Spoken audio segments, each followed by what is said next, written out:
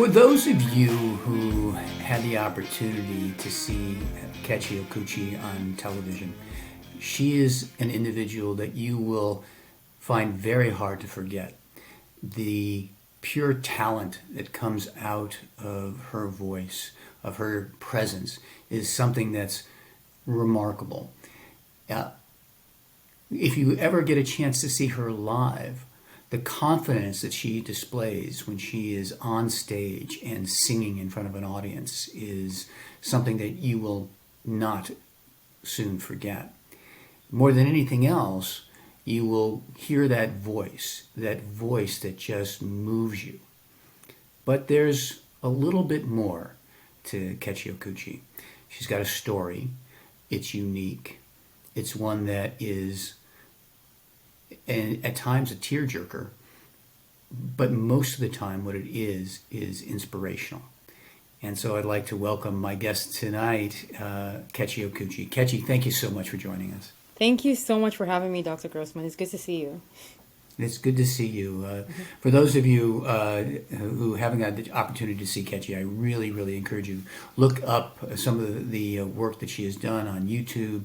You can follow her on Instagram, and we'll talk a little bit more about how to look on that in the future. But I wanted to tell people a little bit about your story, especially those who may be just hearing us on a podcast and not necessarily viewing the visual podcast that will be available too. So, Kechi, tell me a little bit about where you grew up, where you're from. Give us a little bit of history of your childhood. No problem. So, I was born in Nigeria, born and raised. I am Nigerian. And I was an only child till I was 11 years old when my sister was born. And so I grew up in this family of four, small unit, very happy. We didn't have a lot, but we had enough. And that's always a blessing. And I was able to go to good schools, for both, for all the way from elementary up to high school. And I was in Nigeria until I was 16 years old. So I was a senior in high school by the time something crazy happened that changed, my life and that of those I love forever. But my childhood was very fun. I was an only child for a while, so I was very spoiled. And my parents just showered me with a lot of love and attention, and I grew up with a lot of family around me. So not just my mom and dad, but like a extended family. So cousins, aunts, uncles, grandparents, the whole 9 yards. So it was a very community-like environment, really, full of love and support. And I just loved spending time with my family, like the entire unit, really. So that was kind of how I was raised, to really appreciate family and to just really understand that, there's some people that are always going to be in your corner, no matter where you go, what you go through, things like that. So that was kind of how I grew up in Nigeria. I started high school. So in Nigeria,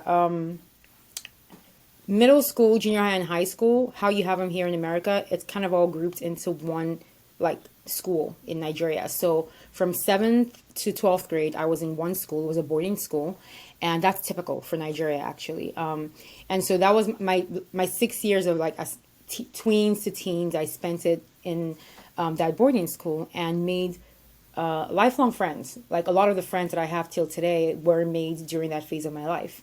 And that was pretty much where I was at, senior, 16 years old in high school, when the accident that I was in happened. So up until that point, my life had been pretty simple, pretty low-key, very easy, just going to school, being a normal student, having friends and family and things like that. So it wasn't anything unusual, at least not up until, the December 10th, 2005, which is when the accident happened. As we mentioned at the beginning, and as so many people know, you're an incredibly talented singer and performer. Were you passionate about that during your childhood or your teens? Did that develop at that time? Oh, about singing? Oh, yeah, definitely. I was in a children's choir growing up. And then when I got into high school, I was in the choir in high school. And I used to do a lot of club activities where wherever they would let us, like, whatever club activity allowed us to like leave campus and like perform, sing. Also, school plays where there were singing parts, like I would always be trying to get those parts, you know. That was definitely me. And then as I grew older, my voice definitely was getting like, you know, just maturing and getting better. I used to mostly enjoy singing for fun for my friends. Like I had friends who would like ask me to sing like specific songs for them, things like that. I really had a lot of fun with music up until that point, and it was a very big part of my life. I mean, I guess most people grew up with some kind of music in their, you know, in their childhood or in their environment. That was the same for me. You know, my parents were huge influences in the kind of music I loved, especially my dad. He had a very like just all over the place kind of taste, you know, with different genres, and he kind of passed that on to me. So I was never into just one specific kind of music. It was just all over the place from classical to I guess jazz, and then, you know, to pop, regular, you know, pub boy bands and R&B, everything in between really. So I had a lot of exposure to music up until that point in my life. It was natural for sure because my family, especially my mom's side, a lot of my family sing, not professionally like I do, but many of them can if they wanted to, you know. So that was kind of like how I grew up really. You know, music was a part of my life and my family life. So you're 16 years old, you're a senior in high school, and tell me the day of your accident. So the accident happened on a Saturday. It was December 10th, 2005. I was 16 years old. And it was the final day on campus, my boarding school, for Christmas holidays. So, you know, we were heading home for Christmas. That was the final day on campus. So it was a very exciting day because, you know, we're going home. But it was also kind of a little nerve wracking for me because I was a senior. And so, you know, the next semester was going to be SAT. So I was actually going home mainly to prep for SAT. But, you know, at the end of the day, you're going home. I mean, it's better than being in school. So it was a lot of excitement as usual.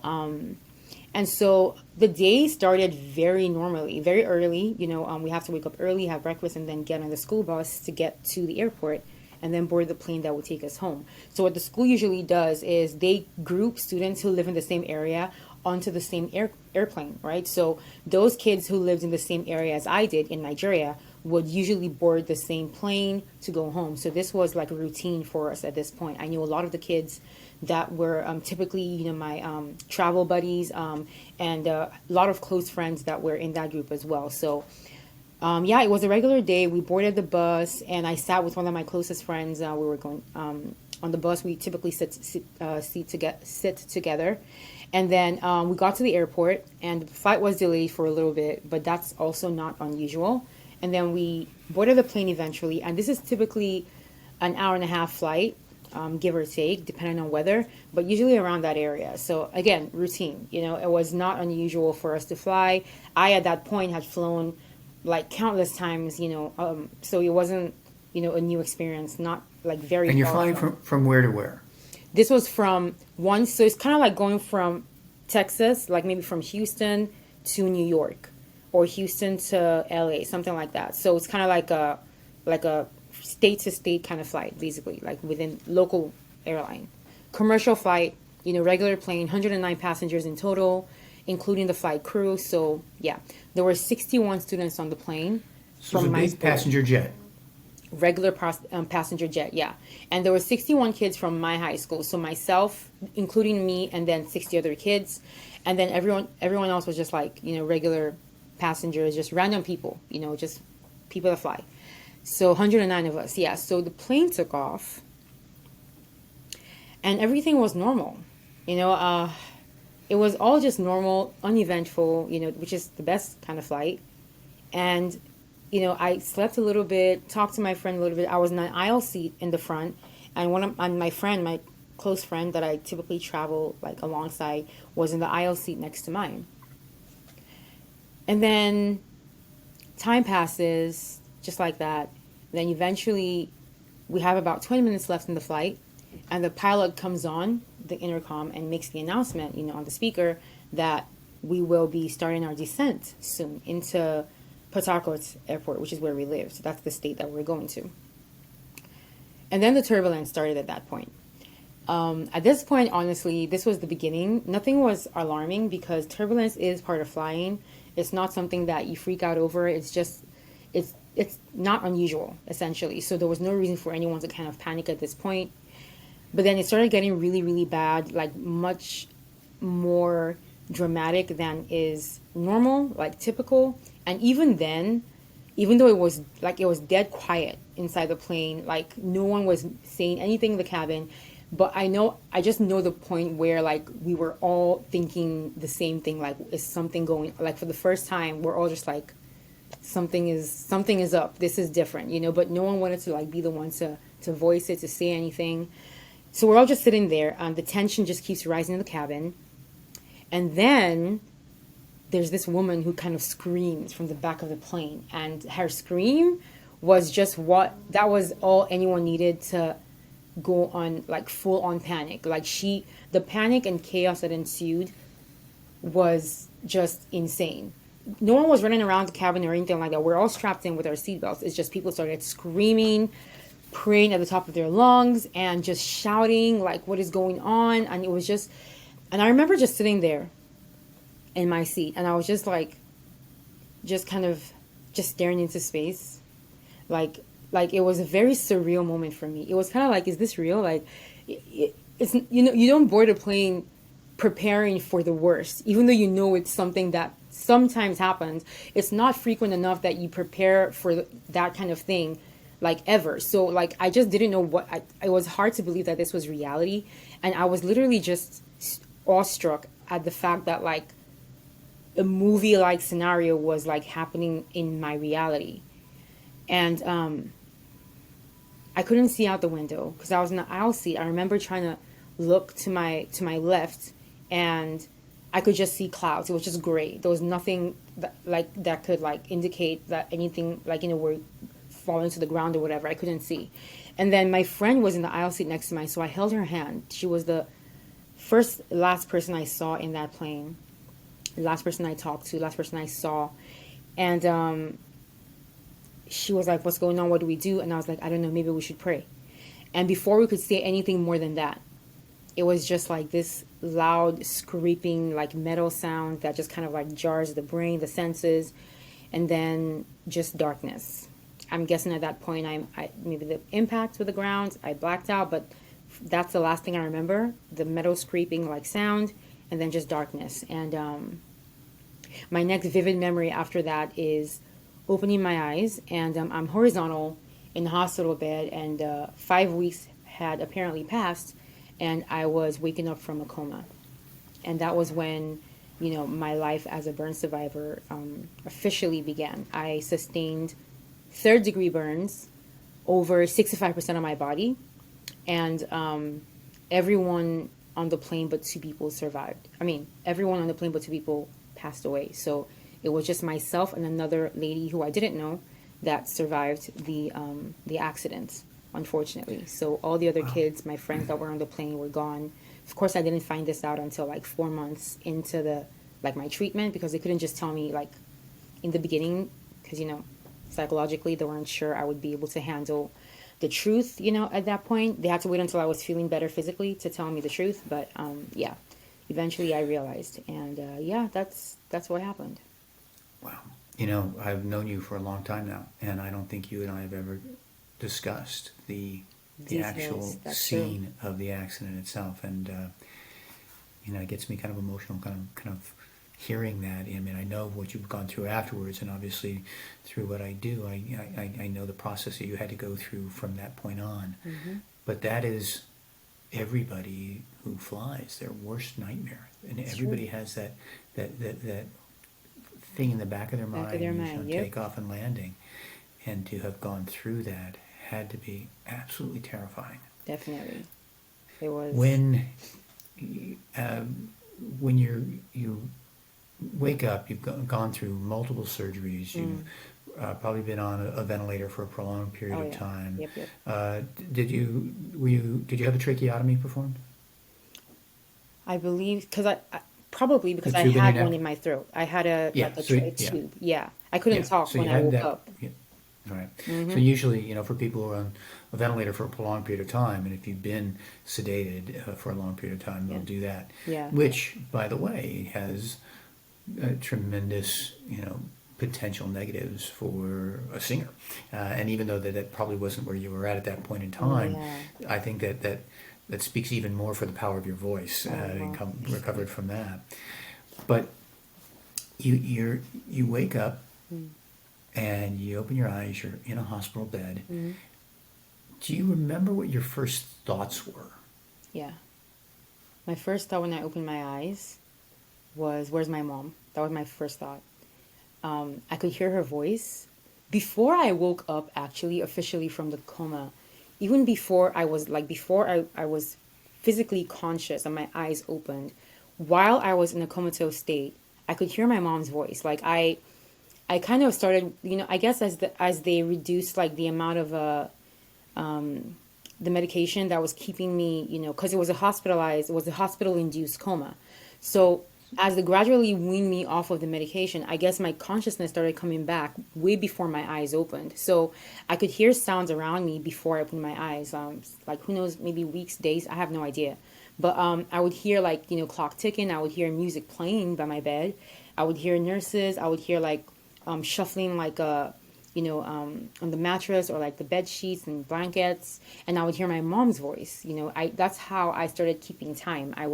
Whenever she started talking, I would know she's maybe another day has passed, or another visiting hour has come, and she would just kind of talk to me and let me know what happened. She would be like, the plane you were in, it crashed, and you're in the hospital now, and you're going to be okay, and I'm here with you, and just all these things that, and then she would sing to me as well. So when I opened my eyes, my first thought was, where's my mom? Because I wanted to see her. I've been hearing her voice for so long, and also because she was kind of like her voice was like my anchor, really, to reality, to this world.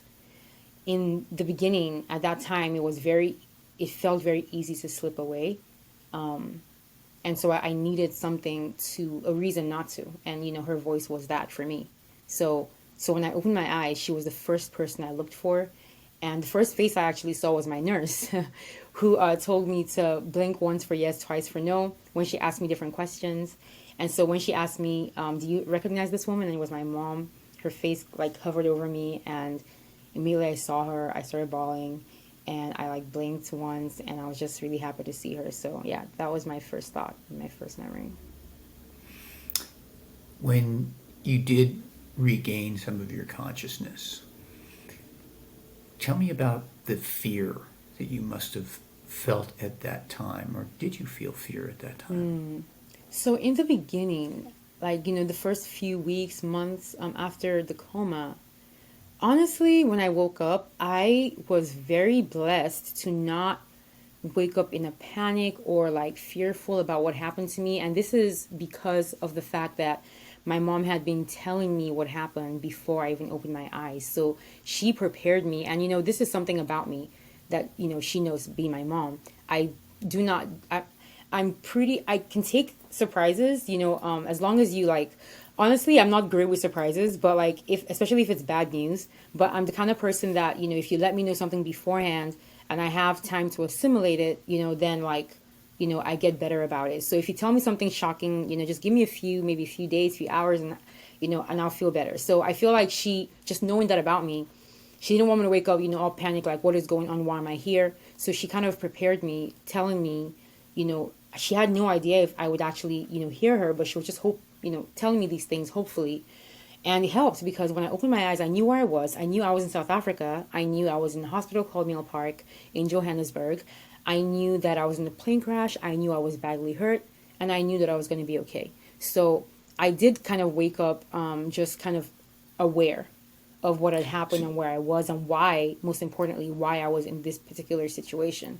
So I and your think, crash happened. Your crash happens in Nigeria. yes, You get transported to a hospital in South yes, Africa, the next day, and you're there for 5 weeks. several months, five Well, weeks, 5 weeks before I wake up, and then 7 months total, I guess. right? And you wake up after 5 weeks. You're there for several months. You've already had several Oh surgeries, yeah, and then you still have several surgeries over the next several months yep. while you're in South Africa. How was that process to go through? In the beginning, the surgeries were very, it was very frequent, like every day, even after I woke up.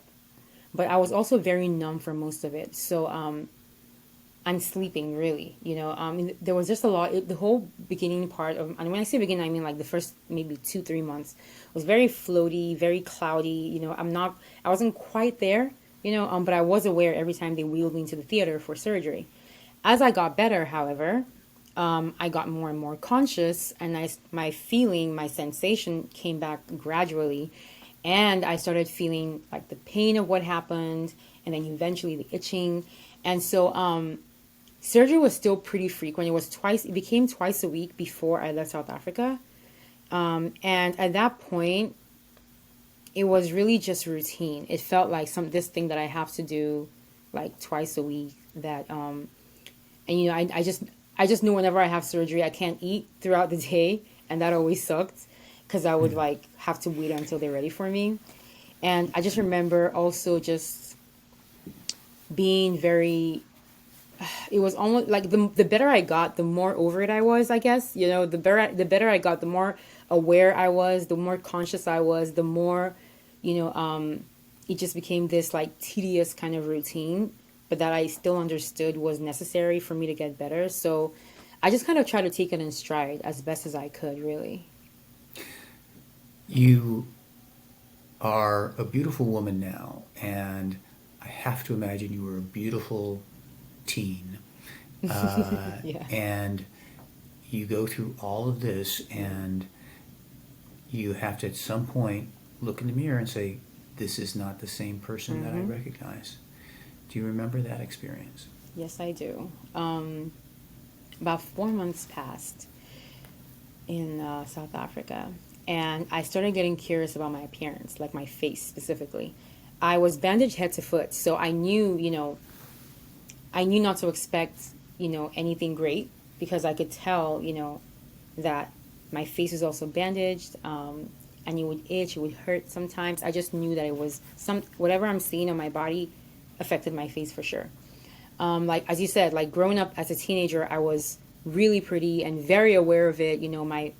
I had a lot of confidence from my physical appearance, and I just grew up with a lot of people, my family especially, telling me how beautiful I was. So it definitely was. I was that confident teenager. Really, at the very least, I didn't have any qualms about my physical appearance. Growing up. So that was definitely something that made being a teenager much easier. And I took a lot of pride in that, really. So after the accident happened, my family was naturally extremely like just stressed and anxious about how I would take my new appearance because of how much pride they knew I took in my appearance. And I myself was also very concerned about how I would react to any differences because, like I said, I felt like a lot of my confidence as a person came from how I looked.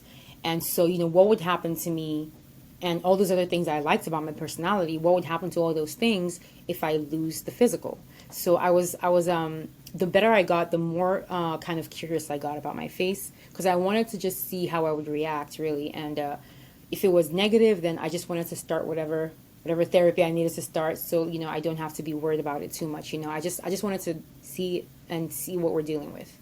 So, I guess it was pretty clear when I told my mom I wanted to see myself. I could tell she'd been dreading that moment, and so she was like, "Okay, I'll bring a mirror tomorrow." And then the next day, she brought the mirror. Didn't say anything until I reminded her, probably hoping I would forget. And I remember just her trying to reassure me before she like gave me the mirror, like, we're still in the middle of surgery, everything's gonna be okay. And maybe not ironically, but I mean, that just had the opposite effect because I was like, if she feels the need to say all this, then that means it's probably really bad. So just brace yourself, Kechi. So eventually she gave me the mirror and I looked at myself. And my first thought was, wow, everything is just so pink. It was weird because it was like no skin on my face, which was just a weird image. And like, I just, I could see, like, I hadn't scarred at that point. It was really just, like, no skin. And I had, like, no eyelids. It was very weird. No eyebrows. I had never seen myself look like that. And I remember just looking and being like, wow, this is this is completely different from the last time I saw my reflection. This is crazy. But then I think the most remarkable thing about this moment for me, and I feel like this was a gift that God literally gave me, was the ability to look into that reflection that was so different from what I saw, what I remembered Kechi to look like, and still see something familiar. There was no reason for me to feel that way. I mean, just based on the physical alone, that was not like, it didn't make any sense. But it was not a physical thing. It was more about just the essence of the person I was looking at. There was a familiarity, basically, in the reflection.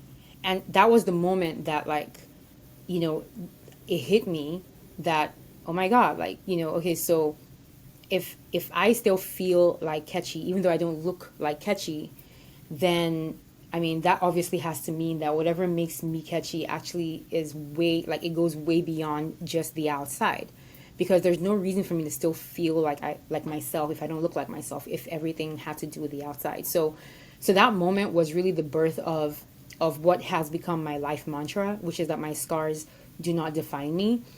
Yes, they are always going to be a part of my identity, but they don't have to be everything, And I think the main significance of that moment was the freedom that it gave me, because I realized that since I don't feel different, I don't have to act different, I don't have to dress different, I don't have to, stop having the same personality, or like I don't have to change my sense of humor, just all these things that I liked about myself that were not tied to my physical appearance. They didn't have to change just because that changed. So I think that was one of the most amazing and significant moments for me in South Africa, where I was able to kind of see my reflection and not feel like a different human being. And I know for sure that that is a blessing. And just every birth survivors I've encountered since then, I don't take it for granted.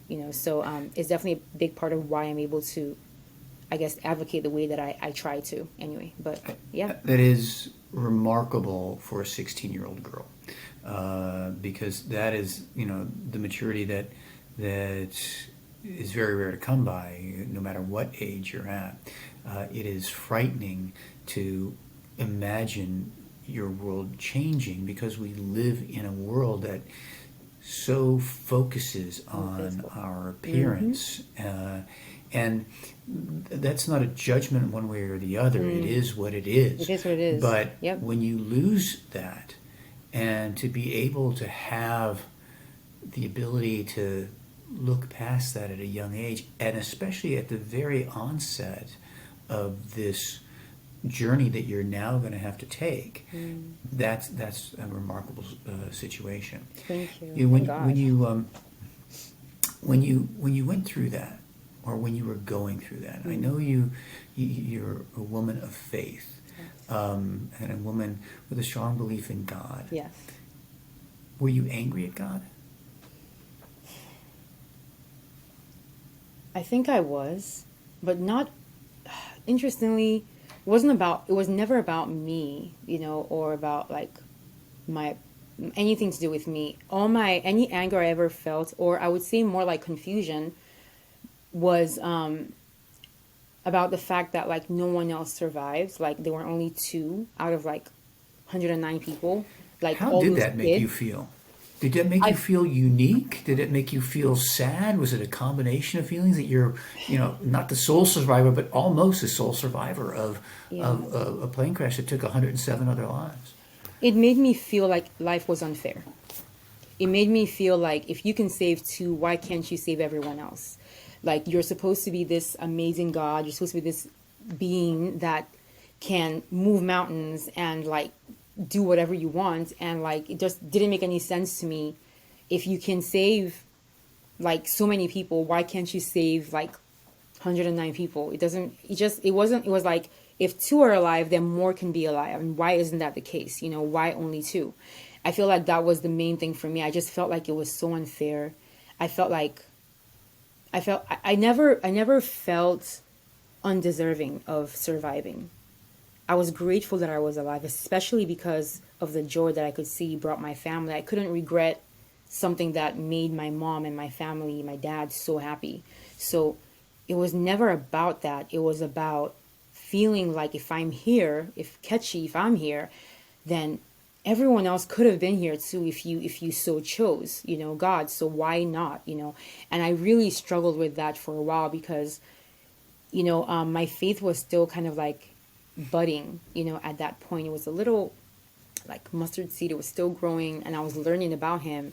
And then I hear that, everyone was gone. This was way before like I realized the truth. This like 4 months into my treatment, I was learning about God, I was healing, and then they dropped this bomb on me about how everyone else was gone, and it just didn't make any sense to me. It really seemed to just go against everything I was learning about God. So I think that that was really the biggest struggle for me, faith wise and just experience wise in general. I couldn't like, kind of merge the two concepts together of all these people passing away and God being who he is. So after several months after the accident, you see yourself for the first time. You see the color of your skin it change. Your skin itself is just not there. You have this pinkish appearance, but the effects of the scarring haven't quite set in, True. and you're still in a transition that's going to be troublesome for a young girl to appreciate.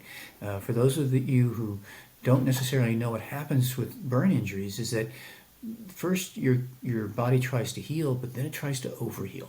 And a process of scar contracture or pulling and thickening of scars that tends to distort and limit range of motion Yeah. and affect your appearance. Now, you've got to be watching that right every day, seeing that change. How is that affecting you psychologically? So interestingly, yeah, I guess because it was happening to me and it was like I saw myself every day, I think it's more of the reaction to how different I was between like, when I was South Africa, like 3 months in versus like 8 months in or a year into like, this entire thing. It was more, I saw the difference more in retrospect. So it was like as it was happening, as the changes were happening and the contractions were happening, I wasn't really very aware of like the physical, like the way my skin was literally changing and my appearance was changing and distorting because of it until after the fact, when I started seeing pictures like to compare. So it was very interesting because also like, I was around the people I was around, the support system I had never ever focused on my physical appearance. I think I have to say that that was probably the main reason why I was able to maintain my like my perspective on my physical appearance, because once I had that moment that defined everything for me after I saw myself for the first time, I was around people who reinforced that thinking, where they did not believe that my scars were like they were so focused on like me healing in every other way, and had no one ever commented or felt like my face coming back to what it was, that kind of thing. It just never came up with my family. And so their behavior and their reaction validated my thought process, in just not focusing on the physical at all. And when I say physical, I mean face, literally just face, because that's the main thing that everyone looks at. So I think it helped me to kind of just not be thinking about that at all, especially when it came to like the main thing was just me feeling better. And to be honest, also the itching, even if I ever felt a type of way about my face, I think the itching, it was bad enough that it would have like overshadowed anything else. That was the worst demon for me to deal with for this whole thing, to the point that I still deal with it today. It was the worst part of this entire experience for me. And there was a point where I would have asked for like double the pain if it just meant like the itching would just never happen again. There was a time when I thought it would be forever. Like my mom would tell me she would swear that this would not be my life forever. Forever scratching myself open and just being so uncomfortable in my own skin. And I was so sure she was just saying that. I just couldn't see an end to it. And so it's really crazy because, today, obviously, like, I'm not just scratching the way I used to, and I'm really grateful for that. But like, yeah, my physical appearance changing, that was something. I think the first time I realized the difference was when I took a picture for my passport when I was first coming to America from Nigeria. Because after South Africa, I moved back home briefly before they found a hospital for me to come get treatment in America. And so the passport picture they took of me, one day I saw it and I was like, oh my gosh, like I look so different. And then I remember like my mom, I looked at pictures like she had on the camera from like South Africa, and I realized, oh my God, like keloids, like they like basically had covered every part of my skin that had burned. And that was the first time I think that I realized like, wow, my body, it's not just like the changes just keep going essentially. You know, it doesn't just stop like with like in the beginning stages, like your skin literally keeps on like transforming. You know, that's what these burns do. So, but even You then, know, it was like, you, oh you've well. you've hit so many powerful messages, and I think that one might say, okay, she is the beauty emanates from within her, even as a adolescent, as a teen, um, and that's really the most important aspect of anyone's life. And some might say, why focus on any of the further surgeries that we're going to get into right now? Mm, Because you're feeling okay mm, about yourself, yeah, and you're yeah. you're so beautiful from within. And I think sometimes people don't understand that, yeah, we can still feel that way, but it doesn't mean that we all don't want to be a little better, a little Mm, bit more oh comfortable. yeah. So you finish up in South Africa, Mm-hmm. and you're for your acute hospitalization, a grueling majority of a year. Mm-hmm. Uh, you go back home for a very brief period of time. Yeah. What got you to come to the United States? Why did you go there, Mm, and how did that evolve? yeah. So South Africa was the phase where like they basically saved my life, brought me back from the brink and just kept me alive. The goal in South Africa was to keep this person alive and healthy, you know, get rid of any kind of infection and cover her up as soon and as fast as possible. So there was no focus on like aesthetic or really practical like surgeries. It was life-saving surgeries, you know, just skin covering surgeries, you know, and you know, just making sure that I'm not just alive, but I stay alive and like inside I'm healthy, you know. So after those surgeries, and I came back to Nigeria, a lot of parts of my body contracted very severely, and they affected my movement, my motion in every way. I could barely walk. I had to use a wheelchair everywhere because of how tightly my like all my joint areas basically had like pulled up everything. And my neck was literally I could not look up because it was fused like that. So, you know, in South Africa, they just wanted to make sure that they covered me up, and it was like after she survives, we'll deal with all that stuff, you know. But then we realized that America had better reconstructive surgery than anywhere else in the world. So the move was now, you know, how do we get Kechi to a place where they can now take care of bring not just giving her not just bringing her back to life and keeping her alive, but giving her back her independence, giving her back practical movement, you know, being able to do things for herself. That was extremely important for me, and I think it would be the same for anyone, really. So that was the main drive behind America. We wanted to give me back whatever amount of independence could be salvaged from, you know, my situation. We wanted to find that for me, and so that's how we found Shriners here in Texas. So you go to Shriners in Texas, and you Yes. start a series of reconstructive Yeah. surgeries with a legendary reconstructive plastic surgeon, Dr. Yep. Spence, correct? Definitely. And that's a lot to go through now that this is a conscious decision Yeah. by you. You choose to do this, Mm-hmm. and it is not a fun process. It is Mm-mm. not an easy process, and it is not a single process. Nope. What kept you going? What drove you to continue to put yourself through that? Mm. And was there ever a time you just wanted to stop and give up? I never felt like I wanted to stop, even at the worst of it, because I couldn't deny the improvement in my life that these surgeries were giving me.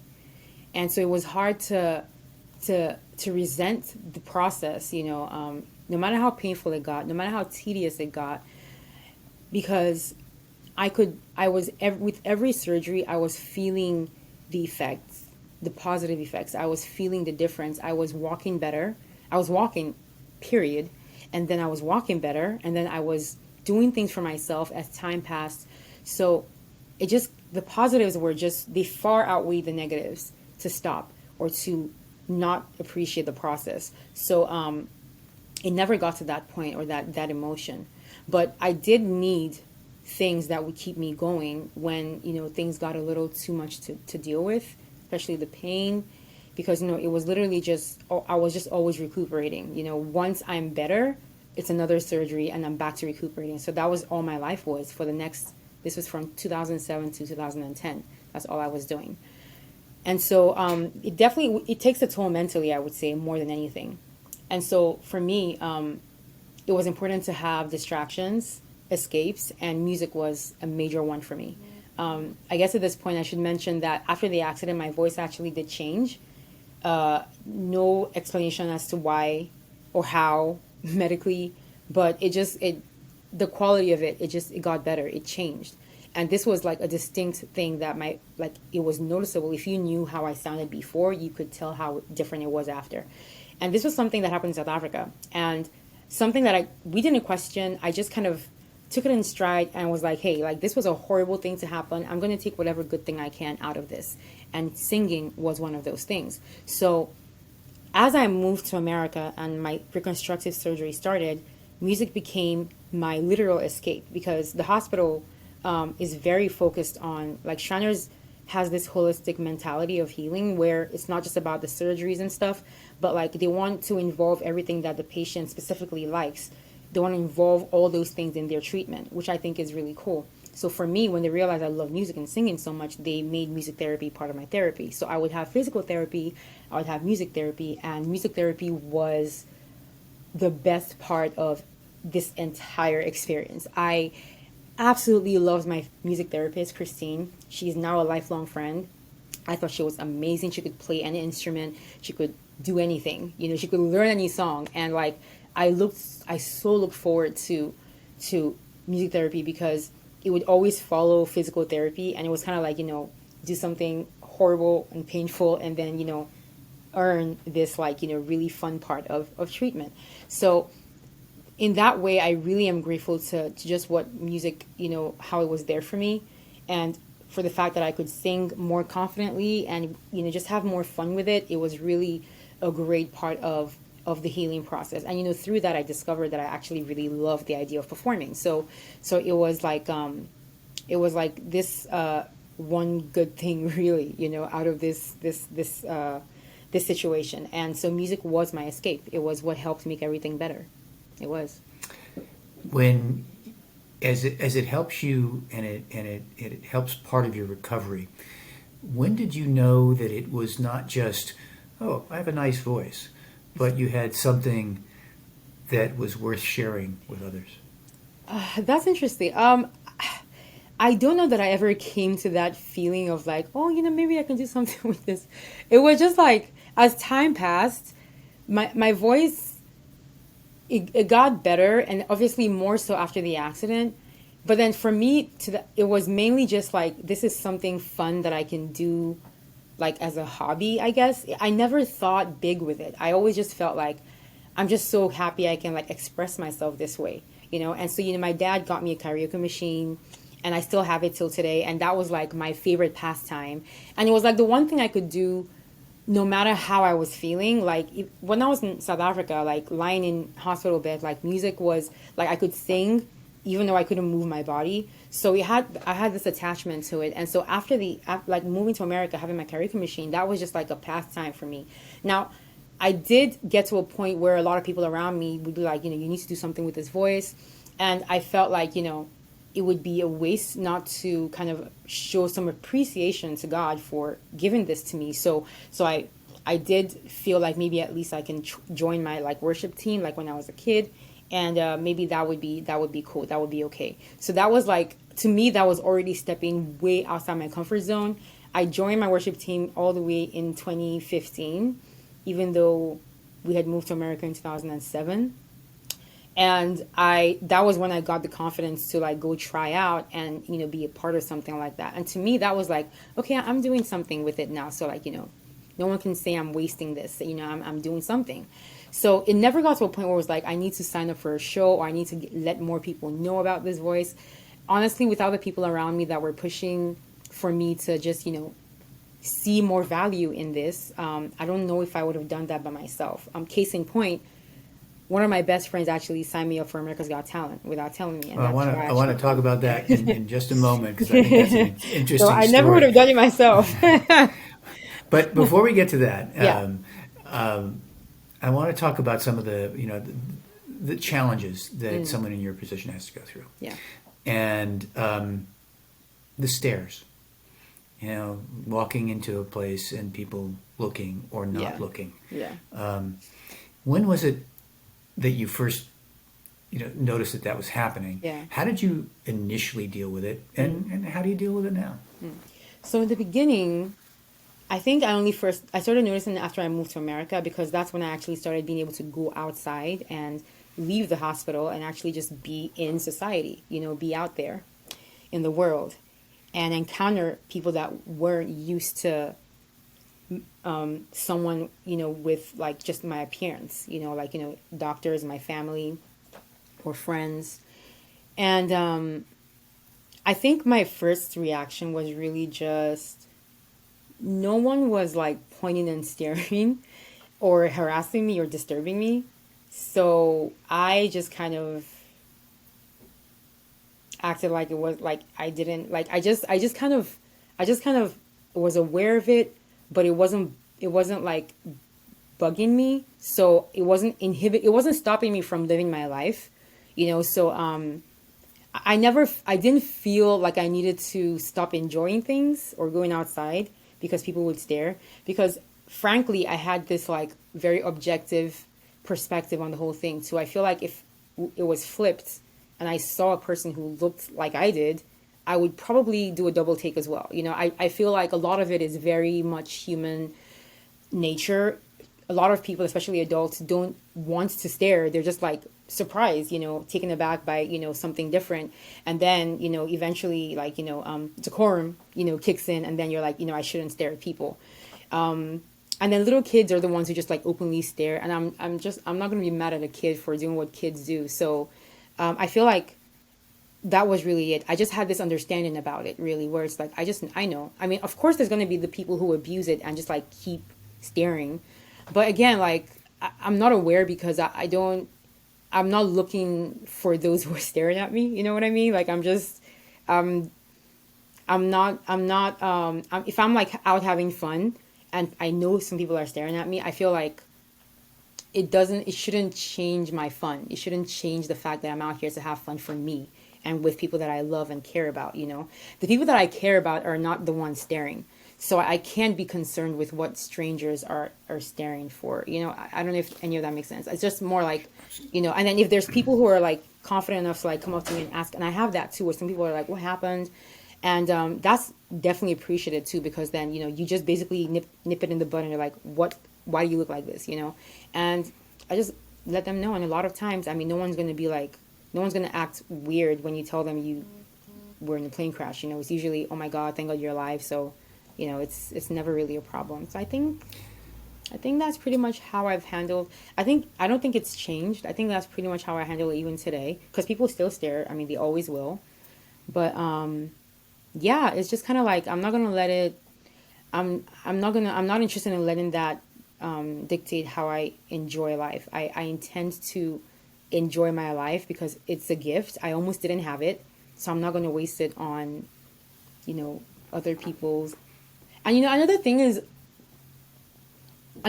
like, I feel like having that moment in South Africa where I was able to kind of decide what my scars were going to mean, what my appearance was going to mean to me moving forward, what priority I was going to give my scars and my appearance in my life.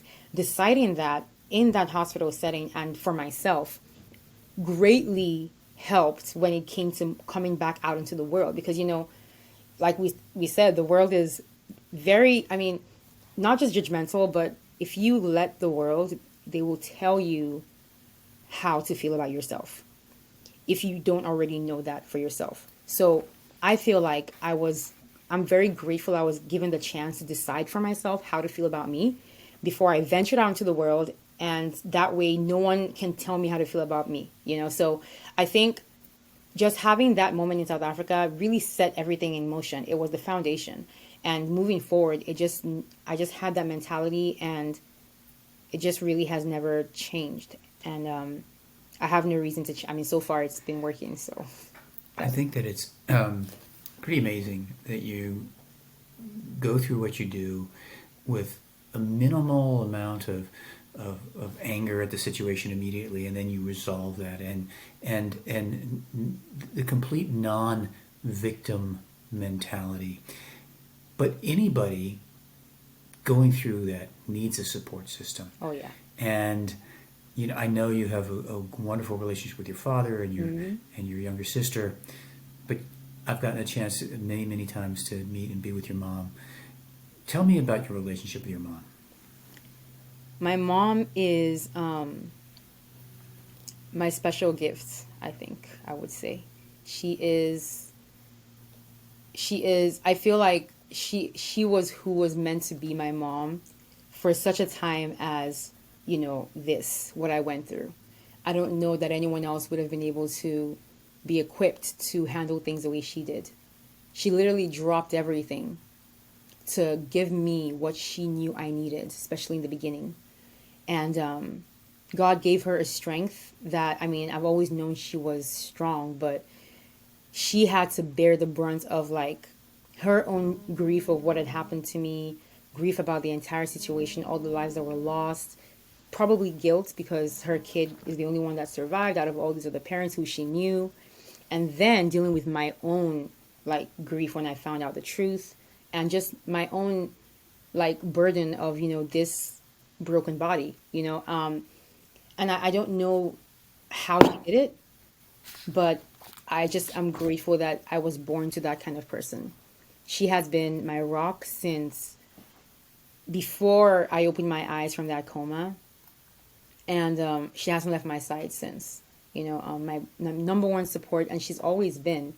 It just became so much more apparent after the accident. But this wasn't a relationship that just came out of nowhere post accident. It was something that we already had way before. I've always been very attached to her. As a child, I was very, very attached to her. Like my aunts and like people around me used to call me her purse, because like literally she would have to take me everywhere she went. And like even after the accident happened, like right after it happened, my mom told me that my dad had told her when they said I was still alive. This wasn't in Nigeria, right after it happened. And he was like that, she's literally alive because of you. Like she's alive because she probably wants to see you. So, and I feel like just everyone around me that knows us just knows that we had that connection. And I think, I mean, it goes without saying, it informed a very large part of like this experience, this whole plane crash, survivor experience, so I'm grateful I already had that with her, because it helped a lot, and I'm grateful that I had what I had for the rest of my family as well. Who knew how much of a big deal it was gonna be, after the fact, after the accident, having that familial bond with everyone, but most especially with my mom. So yeah, she's a special person, and She is. oftentimes I see her as my role model in many things, but most especially when it comes to faith, the way that she exhibits what it means to love God, to love Jesus. I admire that a lot in her. It's very selfless, very humble, and forever learning, forever growing. It's never that feeling of like I know everything. It's just I'm also here learning, and I think that she's my role model when it comes to just walking that path, essentially. So yeah, she's my favorite person. You go through all these surgeries. You start developing your voice. You start singing more. Yes. But then something happens uh, where you become a phenomenon. tell us how you get to being, a finalist on one of the biggest shows around the globe. How did it start? How did it feel? How did your confidence start? How did it end in that? And then I want to kind of end our segment today and where you've been and what your goals are now. So tell us a little bit about the America's Got Talent experience. Okay. So America's Got Talent, I always call it like it's the gift that keeps on giving even today. I mean, it's through that show that I met you. It's through that show that I have had so many incredible opportunities just in my life that I never would have had I never been on that platform. And how did it start? So I was a first year MBA student, right, 2016, and working part time as well at the time. And one of my best friends who had this was not new. She had every year, every season, she sends me like emails and information about like The Voice, American Idol, America's Got Talent, when they're like doing auditions. Like I should sign up, I need to do this, and I would just every year I would just ignore her. Another person that did this was my dad. Every time I sent, so I like to do like music, like covers. I would just send to like family. I wouldn't post anywhere. I just send it to people like within my circle. And my dad is another person who every time I sent him something, he would be like, you need to send this into like The Voice or like American Idol or America's Got Talent. Like do something with this. And at a point, I just stopped sending stuff to him because, I was, tired of hearing that. And I just felt like I'm not going to do that. Like I'm not, because I feel like I could sing and I liked singing, but a lot of people can sing. Like what makes me different and special enough to like compete with my voice? I felt like it wasn't anything, it was good, but it wasn't great. So I didn't feel like confident enough to put myself on that kind of platform in a world that is full of incredible singers who don't have burns, because like, let's be real, I haven't really seen a lot of burn survivors on TV either. So I had those two things, like, I don't think my voice is that special. And also I don't exactly look Hollywood ready. So I just don't feel like this is my angle, So I was never going to explore that. But one of my best friends, so she sent me stuff every year. That's fine. So this year, 2016, she sent it to me. This was America's Got Talent. They had finished their open auditions, and now they were doing the online one, which is like if you didn't make it to the open, like in-person audition, now you can like just send a form online with like a video, whatever. And I saw it and I was like, cool. And then she sends an email to me one day, which showed that she had actually filled out the form and sent on my behalf. And she had attached like the very last video I had sent to her of me singing an Adele song. I remember it was Easy on Me by Adele. I had sent it to like my mom, my friends. And so she attached it to the form. And then she even like wrote like a little like, hi, my name is Kechi. I'm 27. I like to sing. I'm a burn survivor. Like she did everything literally and sent that form in. And she was like, listen, I put my email, like her email. So like if they reject you, you won't even see this. I'm just letting you know that this is something that I've done. And let's just see. You just never know. So I was like, if it's done, it's done. We move. So this was like in like October-ish, I think. Either September, late September, early October 2016. November, so a whole like month passed. I forgot about this because I didn't put any stake in it, so I wasn't thinking about it. And then like sometime in November, one weekend, I get a phone call, and it's from a woman named Destiny, who is a talent scout from America's Got Talent, and she saw my application and she wanted to like move forward with my application.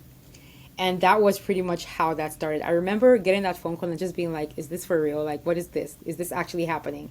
And then I think like a couple minutes after that, my friend like called me like excitedly because she'd just gotten like a response to the email she'd sent. And she was like, oh my God, they responded. Like, and I was like, yeah, they just called. So that's pretty much how that happened.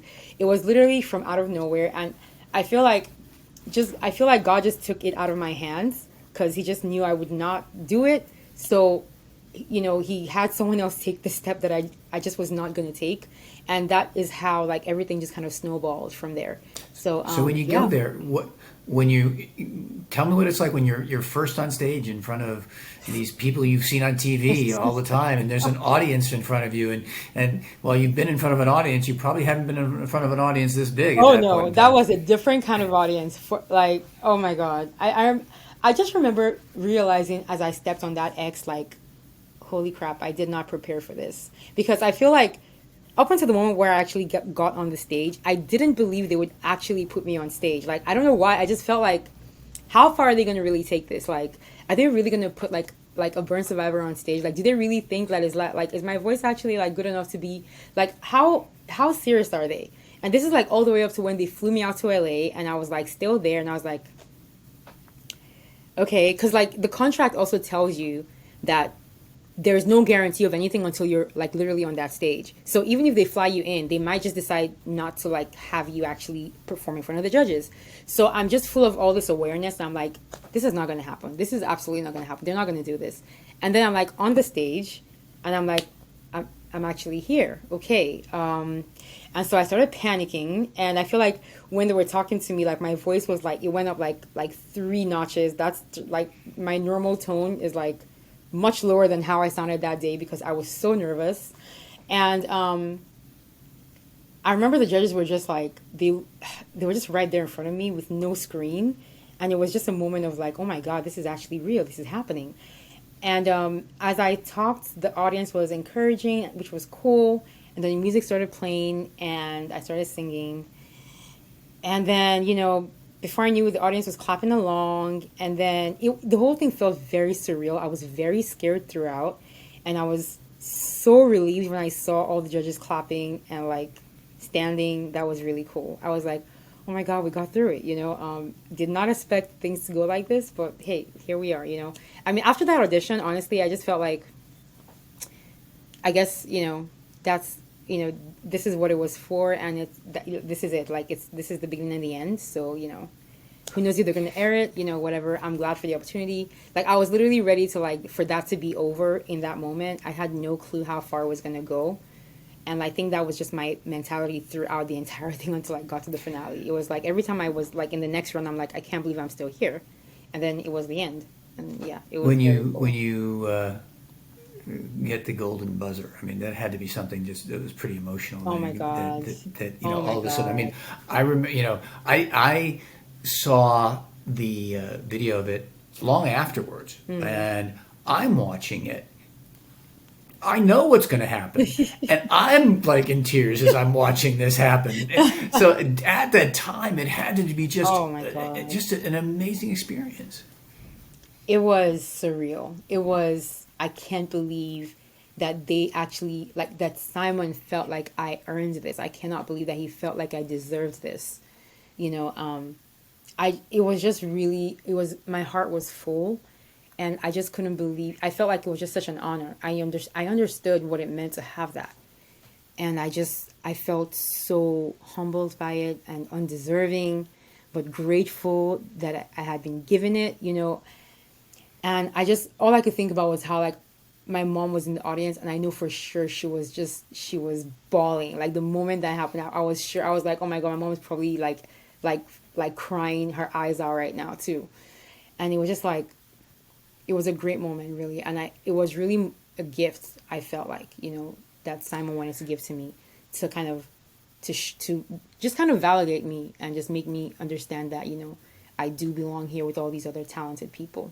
So it was very I emotional. think you're being almost very humble in that it was a gift because while it was in a way something that many people would never have the opportunity to do, you took that as a platform to go further, for not only further your personal growth as a singer and a performer, but as a role model and as an author. And so tell us where that platform has taken you. It's really been an incredible journey since 2017. I just could never have imagined what could have been born out of just being on that show. one thing I would say is very apparent that the show did, aside from giving me a chance to share my voice and my story, was to give me this platform upon which to build a brand that's focused on inspiring people and proving to people that there is a lot of life to look forward to and to live after trauma. There is life to look forward to after trauma. I feel like that has been my entire message since the accident happened. And I feel like that's what people mostly take away from me after they encounter me. But I've never had a platform big enough to actually share that, with a lot of people. I just was doing it in my own little way, in my community, wherever I could. And now with the show, I had this ability to reach thousands, millions of people across different social media platforms, across the world, and share this, motivate people in this way, using my life. And I feel like that's one thing I feel like God wants me to do with this. And so I just am grateful to AGT for allowing me to fulfill what I think he is part of what he wants me to do with my life, but in such a huge way, much bigger than I ever would have been able to. So I think, I've always had these passions, singing, speaking. Anyone that meets me knows that I do like to talk. I've always done. And I feel like it's You something definitely made that my role as an interviewer much easier. I'll tell you that. it's very, yeah, it doesn't take much to get me going. And I've been this way since I was a kid. So I feel like, he's allowed me this platform to do these things I've always loved, in a much grander scale, on a much grander scale. So singing, speaking, advocating, because I know what it meant for other burn survivors to see someone like them on TV, on a platform like that, where it's not specifically for disabled or differently able or different people. Like it's not a platform that's specifically for a genre of people. It's a general platform, and we were included in that. And I think we don't get a lot of that. And I feel like it meant a lot to a lot of burn survivors to see themselves represented in me in that way. So I felt a responsibility to take that and do as much as I can with that, and reach even more burn survivors and show them, like, you don't have to change your dreams and your goals in life because of what happened to you. If you survive what happened to you, you can definitely keep trying to strive to do what you've always wanted to pursue your own happiness. And I feel like that's the main message in my platform and my brand that I'm trying to build. And I just hope that I can continue to, whatever I do in this life, I want to be able to continue to inspire people in this way, in this specific way, with my story, with my voice. And yeah, it all came from AGT. AGT was like, they gave me that platform to build. So So tell us what you're doing now. So right now, I'm a burn survivor advocate for multiple organizations. I am a bullying prevention advocate with an organization called Be Strong, and also with an organization called We Movement. I am also an author, which happened this year. I wrote a book called More Than My Scars, and I have been... Wait. We're going to give this here. Yeah, let's say. Thank you so much. Yeah, This that's is my book. That's my More book, Than guys. My Scars by Kechi Okwuchi. And I encourage you to if you want a story of courage and strength and a message, you go out and either on Amazon, where else can we get this book? You can get it on Kechi? Amazon, Amazon UK, Target, Barnes and Noble, Book Depository. That's like a global kind of link. All this stuff is on my social media, like all the links to where you can get the book. Audible, so audiobook, Kindle, yeah, it's everywhere. So you're performing, you are being a burn advocate, and I do want to say she's a burn advocate who is so willing to help others. When my wife and I have asked you to come up and help our foundation and perform, there's no arm twisting at all. You're so gracious with your thank time you. and Of so course. well I'm happy to. received. And we want to thank you for what you do for our foundation and helping other burn survivors and being inspirational to burn survivors. Thank you for what which you is do. what you are. And what you've done for me. Thank you. You and you also have an Instagram account, and I love watching your Instagram because when we talk about beauty and beauty and BS, which is obviously this is kind of a special episode of Beauty and the BS. But I find myself, and I don't go on too many of these social media platforms Yeah. much anymore, Yeah. but I always find myself watching you because, yeah, clearly I know where your scars are. I know the things that may bother you a little bit. Mm-hmm. But literally within a matter of 1 or 2 seconds, your presentation takes that away, and you are so glamorous and gorgeous and fun, and when you do your little things on Instagram, and people watch that, and it seems like it wouldn't be this way, but the scars disappear on Instagram when you're watching you, because it Wow. is about the beauty that you have, and That's so that sweet. is really what beauty is how you present yourself. And Yeah. I doesn't agree. mean it's wrong to try to make things better, and No, this it is doesn't. obviously what I think everybody should do if they feel happy about it, but it's the beauty that you show, which is pretty remarkable. That means a lot to me. Thank you. Tell me about how do people follow you on Instagram? So you can follow me on Instagram. It's Kechi Official on Instagram. You can find me on Facebook, Kechi Official as well. And then Twitter, same thing, just Kechi. And then TikTok, I'm there as well, Kechi Okwuchi.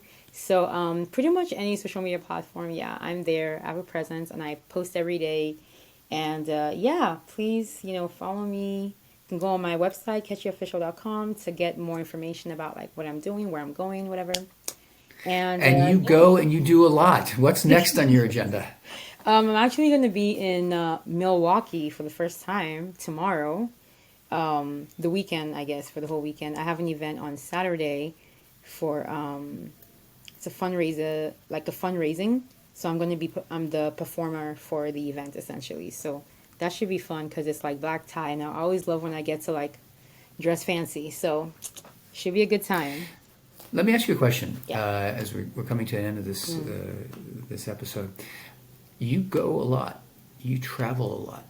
You fly a lot. I know there's some other burn survivors, and I can think of Travis Barker in particular, who it took him a long, long time, and the encouragement of people he loved to finally get comfortable flying. How is flying for you right now? So honestly, I feel like I was never given a chance to be afraid of it even after what happened, because quite literally I had to be put on a plane the next day after my plane crash to get to South Africa. And then 7 months after that I was put on a plane to come back to Nigeria. And then a few months after that I was on a plane. I flew several times within Nigeria from Lagos to Port Harcourt to Abuja, local flights, and then I had to fly to America. And all these things were things that like there was no choice. I had to do these things if I wanted to get better. I wasn't consulted. It was just what had to be done to keep me alive. So I feel like just it was almost kind of like when you fall off a bike and you they tell you to get right back on it so you don't get a fear of it, or like if you almost drown and they like jump back into the pool, don't be afraid. It was kind of like that for me, like baptism by fire, I guess. So before I had a chance, I was in the air again anyway, and it just became something that I had to just kind of get used to, that couldn't be avoided if I wanted to get around, if I wanted to do something, if I wanted to do anything more than what I didn't want to be, if I didn't want to be limited by just like going places I can only drive to, for instance, then I had no choice, and it was something that I would have to just take in stride and just trust that it would never happen again. I mean, I feel like it's very unlikely for lightning does strike twice in the same place, but it's unlikely. So I feel like the worst has already happened when it comes to flying. So there's really no surprises for me anymore in that regard. So there's no point in limiting my life based on that. So that's really what my mentality is about it. Like after I got better and I started like choosing to fly, that was it. Before that, it was just kind of like, oh, here I am again in the air. Okay, cool. I guess there's nothing we can really do about it, And then also like as I got like more, into my treatment and older, just logically also statistically, I'm aware that it's not something that happens. Like it's still the safest, believe it or not, safest way to travel. especially within like developed countries like America. So it's very unlikely that something like that would happen here. And a lot of my travel was here after I got better. So I feel like all those back-to-back good experiences have just kind of made it like routine for me again.